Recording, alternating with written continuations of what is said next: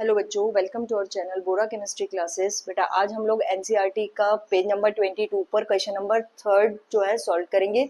इसमें आपने empirical formula बताना है। ओके, क्वेश्चन क्या है? Determine the empirical formula of an oxide of iron which has 69.9% iron and 30.1% dioxygen by mass.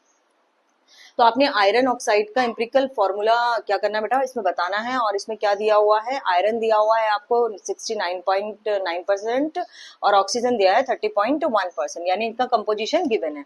तो इसके लिए आप एक टेबल प्रिपेयर करेंगे। सबसे पहले आप एलिमेंट लिखेंगे, देन जो परसेंटेज आपको गिवन है वो लिखेंगे, after that atomic mass, then number of moles, फिर उनका सिंपल रेशियो निकालेंगे। बाद में सबसे लास्ट में हम लोग क्या करेंगे, उसका सिंपलेस्ट रेशियो निकालेंगे। सबसे पहले एम्पिरिकल फॉर्मूला होता क्या है? एम्पिरिकल फॉर्मूले में हमेशा क्या करा जाता है बेटा, सिंपलेस्ट एटम्स जो भी उसमें है, जो भी एटम उसमें प्रेजेंट होते हैं, उनकी सिंपलेस्ट रेशियो को सिंपलेस्ट रेशियो की फॉर्म में जब लिखा जाता है तो उस फॉर्मूले को हम बोलते हैं एम्पिरिकल। यहाँ पर सबसे पहले हम क्या करेंगे, जो यहाँ एलिमेंट गिवन है उनको नोट कर लेंगे। यहाँ पर क्या दिया हुआ है आपको? आयरन दिया हुआ है Fe, और क्या दिया है? डाई ऑक्सीजन यानी कि O, ऑक्सीजन गिवन है। परसेंटेज इसका कितना है? 69.9% तो आपको दिया है आयरन, और ऑक्सीजन आपको दिया है 30.1%। ठीक है। Atomic mass of iron, iron का एटॉमिक मास होता है बेटा 56 और ऑक्सीजन का एटॉमिक मास होता है 16। Number of moles, number of moles निकालने का फॉर्मूला आपको पता है। नंबर ऑफ मोल्स जब भी निकालने होते हैं तो हम क्या करते हैं, गिवन मास जो भी होगा अपॉन हम क्या करेंगे यहाँ पर इसका एटॉमिक मास, क्योंकि यहाँ एटम ले रहे हैं ना। अगर मॉलिक्यूल लिया होता तो यहाँ हम लोग क्या करते हैं, मॉलिक्यूलर मास लेते।